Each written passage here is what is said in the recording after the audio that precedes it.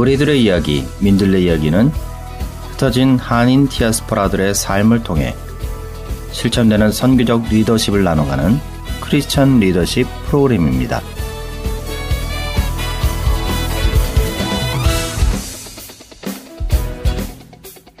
다문화 시대를 살아가고 있는 이 시대에 의미 있는 선교적 삶을 나눠가는 저는 스토리텔러 김원진 목사입니다.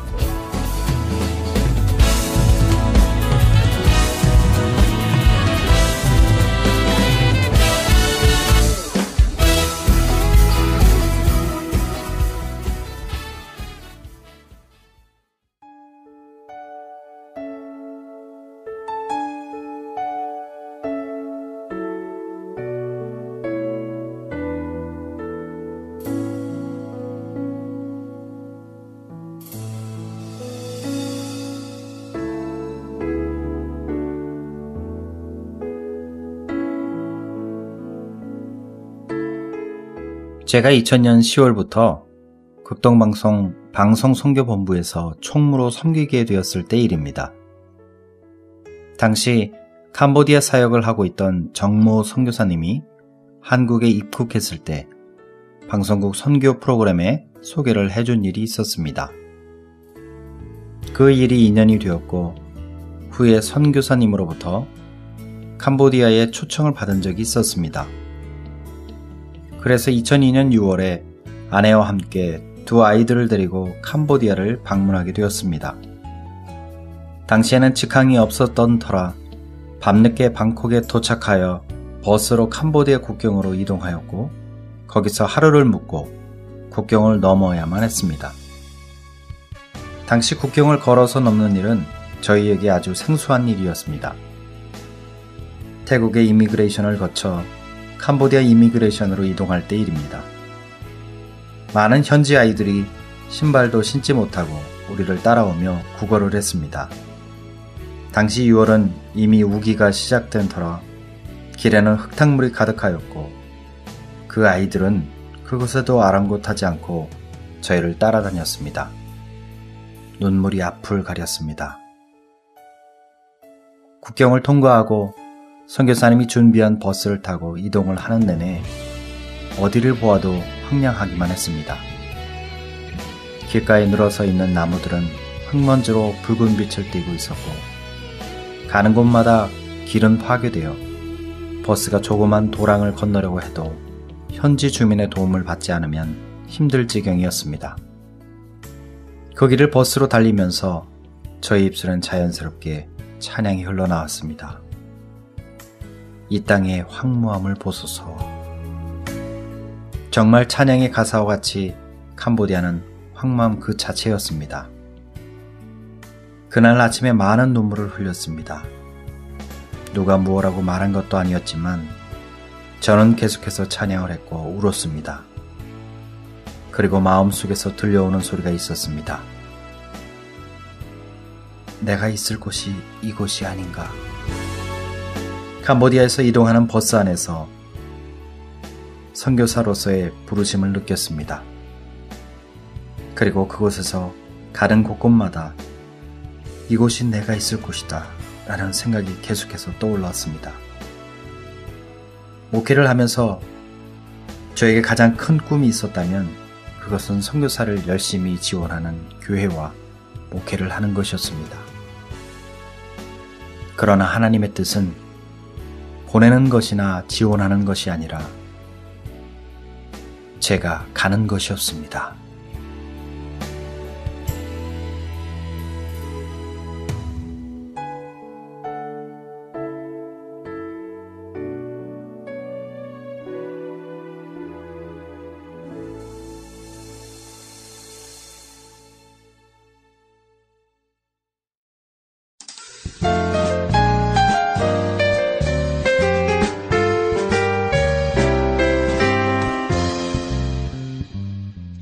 안녕하세요. 민들레 이야기를 진행하는 스토리텔러 김원진 목사입니다. 오늘은 캄보디아 프놈펜에서 사역하시는 김태권 선교사님의 스토리로 시작을 했습니다. 선교사님은 우연히 한 선교사님을 통해서 2002년 캄보디아를 밟게 된 이후로 현재 17년째 선교 사역을 이어오고 있다고 합니다. 오늘은 김태권 선교사님의 스토리를 중심으로 반응적 리더십에 대해 나누길 원합니다. 하나님께서는 이웃의 실제를 이해하고 반응하는 종들을 통해서 하나님의 선교를 이루어 가십니다. 첫 번째 반응적 리더십은 보여지는 사건들을 그냥 지나치지 않고 마음으로 반응합니다. 김 선교사님은 처음 캄보디아 국경을 이동할 때 식탁물을 밟고 따라오는 현지 아이들의 모습이 눈에 들어왔고 이내 마음으로 반응합니다. 그리고 눈물로 반응했습니다. 버스를 타고 이동하면서 눈에 들어오는 황무한 풍경들을 보고 아픈 마음을 찬양으로 올려드립니다. 그렇습니다. 반응적 리더십은 하나님의 감동에 민감합니다. 이때 하나님의 감동에 고스란히 반응하는 것은 은혜이고 축복입니다. 왜냐하면 그 반응으로 하나님의 선교에 동참하는 길이 열리기 때문입니다. 수없이 많은 사건과 환경들이 보여진다 하더라도 그것에 진지하게 반응하지 않는다면 하나님의 감동을 깨닫지 못합니다. 마치 사무엘이 하나님의 교회 옆에서 하나님의 음성을 첫 번째와 두 번째에 깨닫지 못했던 것처럼 말이죠. 그러나 사무엘이 세 번째 하나님의 음성으로 인지하고 반응했을 때 하나님의 사역에 동참하게 되었습니다. 하나님께서는 당신의 종들에게 다양한 채널을 통해서 말씀하시고 반응하도록 일깨우십니다. 그리고 하나님의 선교 사역에 동참하도록 초청하고 계십니다. 두 번째 반응적 리더십은 성장의 기회를 얻게 합니다. 선교사님은 초등학교 시절 사촌형과 누나들을 따라 처음 교회에 다니게 되었지만 중학교 시절에는 인간적인 실망으로 인해 교회와 소원해지게 됩니다. 그러나 고등학교 시절 친구들의 권유에 다시 교회를 다니게 되었고 친구들과 신앙적 열심을 내게 됩니다. 그리고 교회 부흥의 기간 중에 강사 목사님이 헌신을 위한 기도를 하신 후 누가 목회자가 되어 하나님의 일을 하겠느냐 초청이 있었을 때 손을 들어 반응하게 됩니다. 이러한 적극적인 반응으로 인해 당시 담임 목사님의 신앙 지도를 받게 됩니다. 이렇게 신앙 성장의 기회를 얻은 선교사님은 시간이 흘러 캄보디아에서 학사 사역을 하면서 지방에서 유학 온 대학생들을 섬기면서 그들을 신앙으로 양육하고 그들의 신앙 성장을 돕게 됩니다. 선교사님이 모세의 집이라는 학사 사역을 하면서 가장 기억에 남는 학생의 이름은 위벌이라고 합니다. 그 학생이 시간이 흘러 취업을 하고 성장해서 선교사님에게 이런 문자를 보내왔다고 합니다. 프놈펜에 있을 때 저는 정말 약한 사람이었습니다. 아무것도 할 수 없는 저를 목사님과 사모님이 많이 도와주셨습니다. 그래서 여기까지 오게 되었습니다. 당신은 나의 아버지입니다. 라고요. 선교사님이 고등학교 시절 부흥회에서 목회자로 헌신자 초청에 반응했을 때는 담임 목사님이 영적인 아버지가 되어 신앙 성장의 기회가 되었고 시간이 지나 선교지에서는 선교사님이 바로 영적인 아버지가 되었습니다. 그렇습니다. 이렇듯 반응적 리더십은 적극적으로 반응하는 태도를 통해 신앙이 인격적으로 성장할 수 있는 중요한 기회를 얻게 됩니다. 세 번째 반응적 리더십은 이웃의 필요에 적극적으로 반응하는 리더십입니다. 김태권 선교사님이 처음 캄보디아에 선교사로 가기를 준비하면서 사역의 방향을 목회자 훈련에 두었습니다. 그러나 파송과 관련된 일들이 문제가 생기면서 우선은 장기적인 계획을 가지고 추진할 수 있는 상황이 아니었다고 합니다. 그때 처음으로 시작한 것이 프놈펜으로 공부하러 오는 지방의 학생들을 위한 학사 사역이었다고 합니다. 당시만 해도 지방의 대학들이 그리 많지 않았기 때문에 대부분 학생들이 프놈펜으로 오게 되었는데 그들이 갈 수 있는 곳이 없었다고 합니다. 더러는 사찰에 들어가 숙녀들과 함께 생활하며 학업을 하는 모습을 보다가 김 선교사님이 생각한 것이 학사사역이었다고 합니다. 그래서 모세의 집 사역을 시작하게 되었고 학사사역과 한국어를 가르치는 사역이 동시에 이루어지면서 자연스럽게 주일에는 예배를 드리면서 그곳이 교회 사역과 연결되었다고 합니다. 그동안 수많은 학생들이 모세의 집을 거쳐갔다고 합니다.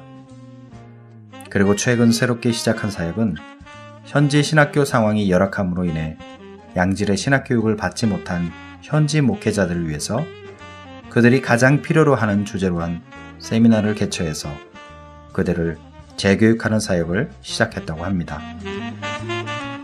그렇습니다. 이렇듯 반응적 리더십은 무엇보다도 현지 필요에, 이웃의 필요에 적극적으로 반응하며 사역을 진행합니다. 그것이 바로 하나님의 선교의 궁극적 목적을 이루어가는 촉매가 되기 때문입니다.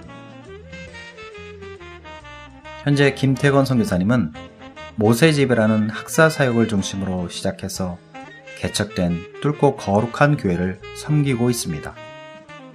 뚫고 거룩한 교회는 학사의 학생들과 국방부의 군인들이 함께 예배하고 있다고 합니다. 그리고 처음 선교 사역을 시작했을 때나 지금이나 선교 사역의 주제는 사람을 키우는 것이다. 한 사람의 변화는 그 나라를 변화시킨다 라는 생각으로 오늘도 그들과 기쁨으로 하나님의 일들을 감당하고 있다고 합니다. 민들레 이야기를 청취하시는 한인 디아스포라 여러분, 마음으로 적극적으로 주변 이웃의 필요를 위해 반응하실 준비가 되셨나요? 하나님께서는 현실과 상황에 대한 우리들의 적극적인 반응을 통해서 현재 머문 곳에서 선한 영향력을 끼치도록 도우시고 함께 하실 것입니다. 우리들의 이야기, 민들레 이야기를 통해서 실천되는 선교적 리더십을 나눠가는 저는 스토리텔러 김원진 목사입니다.